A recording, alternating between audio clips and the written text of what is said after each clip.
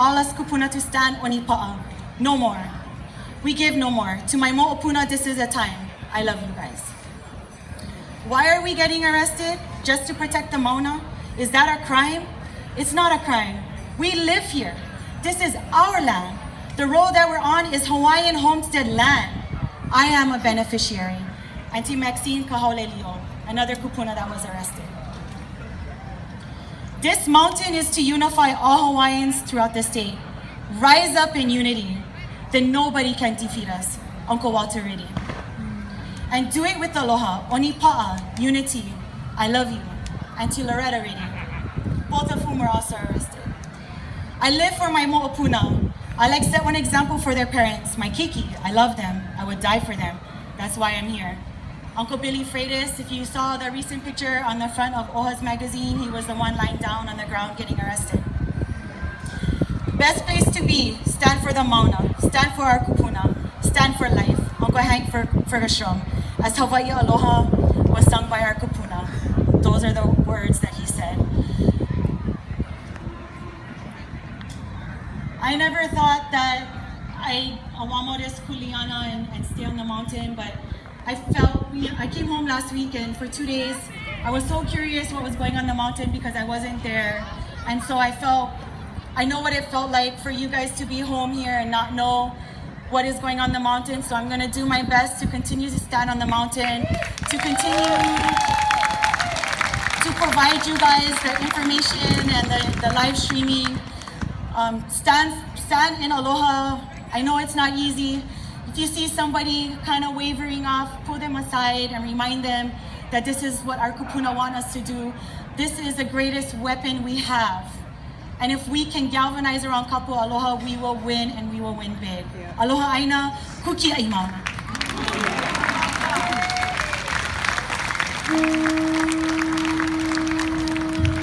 Mahalo tiare.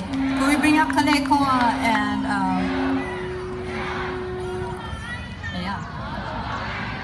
Aloha aina, mahalo tiare. Before we bring up Kalekoa, who will also bring up Ko'okahi in a moment, I do want to mahalo the organizers of today. Kumu Luana Kava'a, where's she stay? She did the morning protocol with Kumukeali, Rachel, mahalo. Tori Ho'opi'i is somewhere running around. She brought us our music today.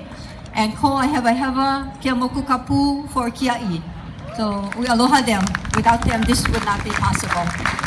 We also mahalo the county and the state because believe it or not, they did whatever they could to kokua us. And our aloha to Chancellor Louis Hokuana and Hui no Keolapono for letting us small kind invade their event today. So we mahalo them. Kalekoa?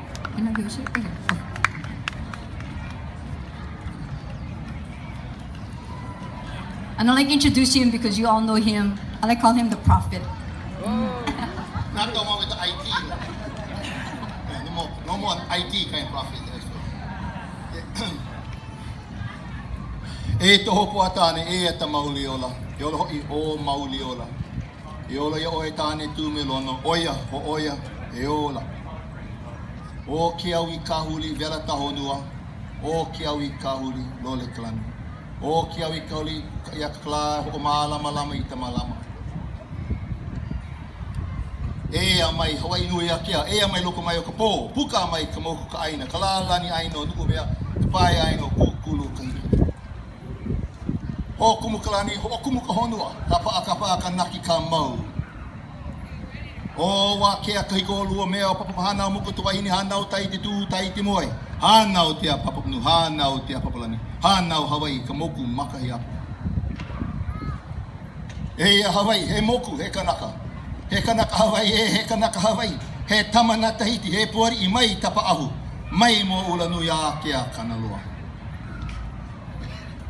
No leila, ka veli ana ia ukua pao, a wau neo Kalekoa. He keki no hoi no kia mokopuni nei o Maui. Nui o mahalo ka poe nane ho kiali nei kia papahana. Ka poe 5 hana a pao. O iho e kākua pu me alana kila. No leila, aloha. I just started off with citing several of the opening lines of our most important mo'oka'au, mo'olelo, mo'oakua, and of course mo'okuauhau. In all examples, just like o kiawi kahuli vela taho nua, o kiawi kahuli lole kalani. The word ao means space. Space, the cosmos. The word ao also means time, like time, space, time. And the word ao also means to be pulled, like a current. O kiao. And in our Mele Kumulipo, what explains it, everything begins in this way. Time, space, moving like a current. Yeah, or we've heard also space-time or time-space. And we should quickly recognize even the great Einstein, in coming up with his theories, eventually figured out what our kupuna already knew. That there is a correlation of time and space. This did not come in from Germany. The point is, this comes from our own cosmogonies. And so this whole notion that you hear over and over and over again by the media, and those who are pushing the propaganda. In fact, let me just say, propaganda right now, we know the Imua TMT gang infusing $600,000 into their campaigns on TV and radio ads. That's how scared they are. That's the kind of money they're dropping. On our side, well, we got a phone, but we got the hearts of many. But that idea somehow that this is Hawaiian culture versus science is very idiotic. We got to understand that the history of that, it's a supremacist history that tries to create this idea that somehow science belongs to them and not us. While in the opening lines of all those mele I just shared, each and every one of them is based upon the principles of science. Our culture is based upon the principles of science. And this is something we got to recognize. This is part of the game that's being played in the media. Is to kind of create the idea that they alone speak for science. And we should recognize, no, science is amongst all peoples. All peoples perform science. And how do I know that? Look at our own history, not just from our cosmogonies, but from sailing upon this ocean to get here. Think about the creation of the food systems that we had here. Today called horticulture and organic farming, where we fed up to 1 million people. Some of the greatest agricultural leaps in history was performed here. Whether you're talking about aquaculture and ideas of fish farming, all began here also. So we come from a very deep science understanding. And this whole notion somehow that we are anti-science is part of that, the jive they're putting on our brain to somehow believe, first of all, they represent science and we don't. And secondly, to make this idea that we are backwards people, that we are people like Stone Age people in the sense that we never developed. But we should all know our history. See, this is why the power of Ho'ona'auao. Education is the key. I repeat, education, Ho'ona'auao, is the key to our future.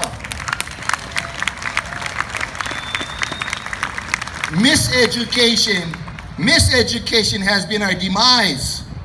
Or non-education, or diseducation also has been our demise. And in that mentality of what I would say ho'olaka is like to train somebody, like how you train a horse. That's not education. If I rob from you, what's called a process of deculturalization, I take from you your language, your history, your sense of understanding, and I forcibly replace it through coercive and power dynamics in assimilation. The end goal, of course, is to create a people who do not know who they are. And one of the reasons I keep on saying, when we think about that idea of Hawaiian, I'm Hawaiian, I always say, I don't really care about I am Hawaiian. I'm more care about people start to know I be Hawaiian in a sense, as a verb. Not Hawaiian in a sense of just a physical, but to take it really to the notch, of course, is to be and act and to think like a Kanaka. And that, again, is the cure to this particular situation. We all should recognize one of the other issues in our media around right now has to do with the idea of access. And in the recent news, they came up with this idea somehow there was a deal that was struck to provide now access to the astronomers and technicians. This is all part of the propaganda machine. In fact, for the last 2 weeks, they already have been given access. But who, in fact, who is denied access to Mauna Kea? Who is denied access? Us. In other words, you can come from Europe, you could be a Japanese astronomer, you can come from the other parts of the world, and you can jump in a rent-a-car, and you can go to the gate, and they'll allow you to get up there. But we, the Kanaka, who have been here for 2,000 years, who have never, I repeat, have never been regulated on how we be as Kanaka on Mauna Kea, not just Mauna Kea. We gotta recognize, if they can regulate what we do and how we do on Mauna Kea, what does it mean for the rest of Hawaii? So this is just the first cornerstone. That's why it's important, our right to access the Mauna is not just a human right.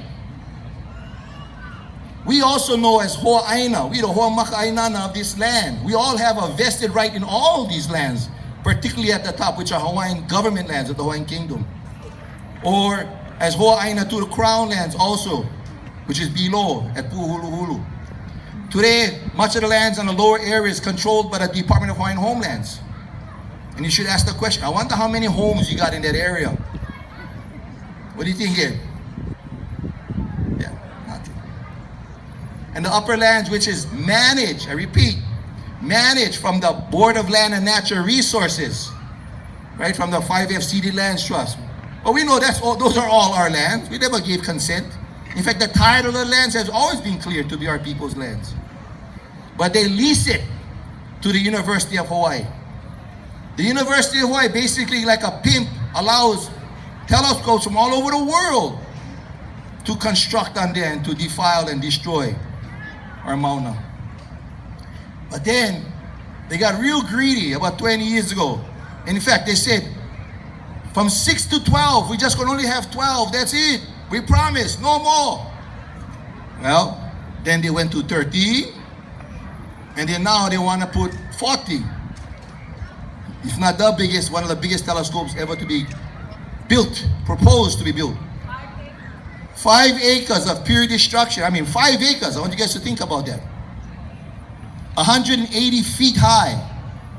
This telescope could not be built in Hilo Town. Maybe downtown Honolulu or Kaka'ako would be the only place. This is the size of this thing.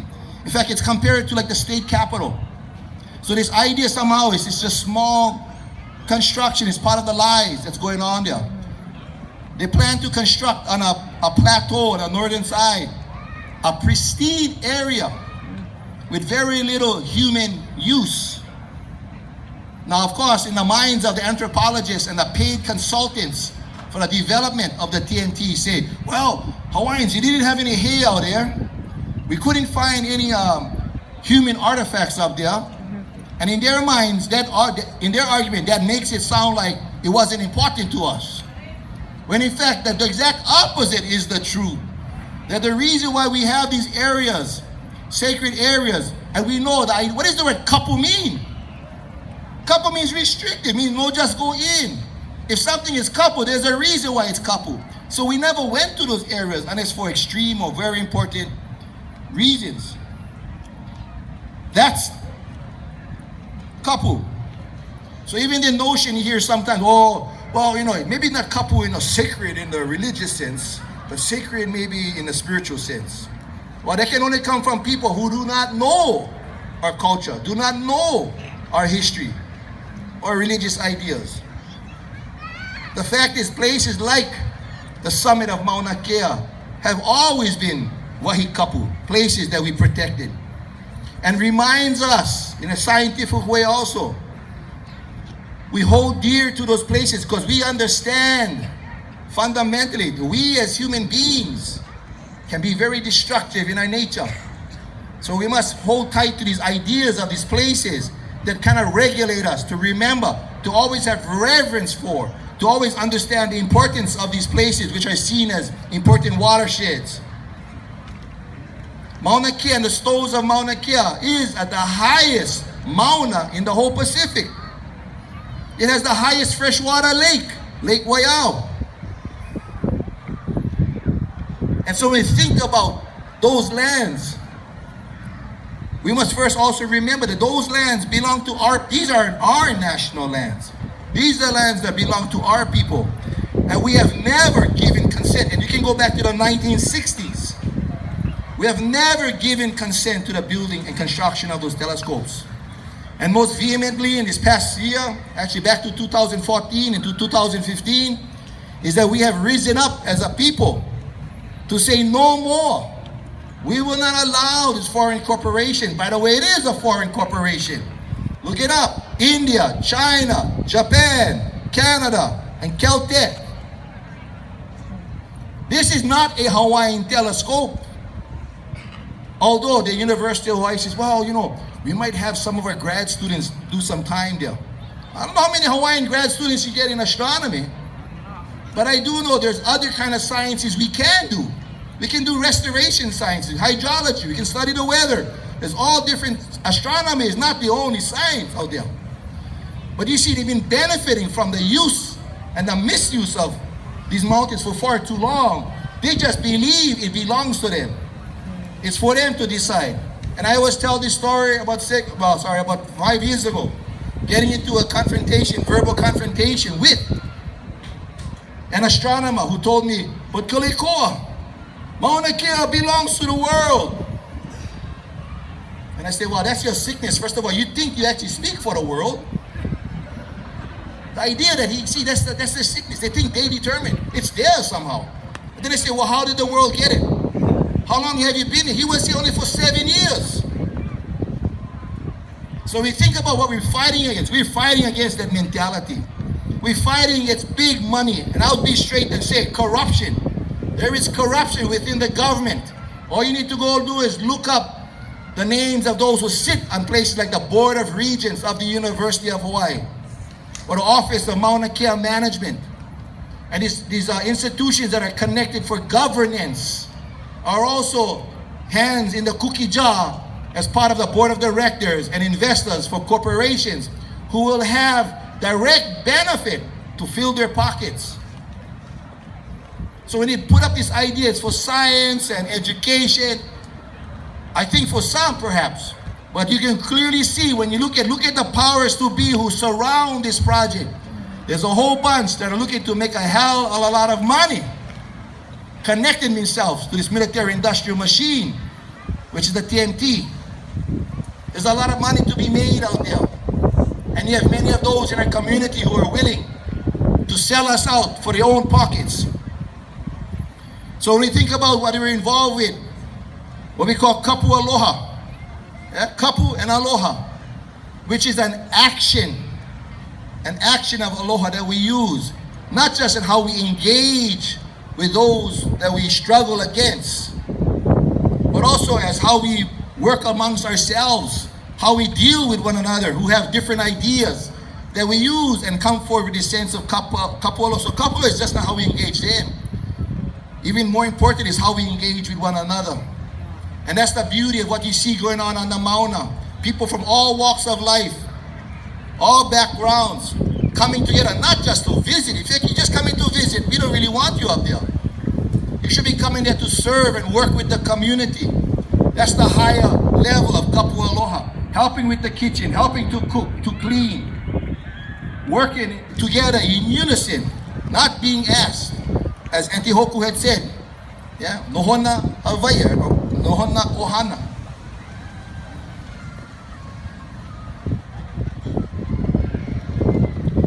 The other thing I just want to mention is that we are still committed to nonviolent direct action, meaning we are not there to resist. We have no weapons. We are not looking to have any physical altercation at all against the police forces or the security forces, even private forces, whether or not the National Guard. In us, what we need are the numbers, first of all. Peacefully gathered, committed and determined to nonviolent interaction, using aloha as the tool to not just demonstrate, but as a tool so that we can engage with those. As we have said over and over, this is just chapter 1. We're going to get bigger and stronger. Even if they come hard, as we know that eventually they will, even with the National Guard. And for me, if they got to bring the National Guard and a huge police force to do what they want to do for the bidding of this foreign corporation. See, that tells you something about who's the right and who's the wrong. The fact that they had to arrest 34 kupuna on that one day, kupuna, should be clear to understand who is the powerful elite and wrong, and who is standing for the people and who is right and pono. You know, on that day, they still had 20 more kupuna in the tent, ready to go. And eventually we had over 100 young women right in front, ready to go, besides the men. And through kapu aloha and the actions of aloha and truth and courage, we were able to resist the further destruction. So what it's going to take as we continue on, as we know, even up to 2 years perhaps, there is a need for a rotation of people to coming and visit, to go, spend some time. Forget about Vegas. Yeah. Disneyland. Yeah. Should take your kids to the Mauna. Take your family Hana to the Mauna. And not just to visit, but think of the opportunities. You have a Puhonu, our university. We have classes up there every day. You can learn from the masters that are out there. Teaching hula also out there, chanting, all those different forms of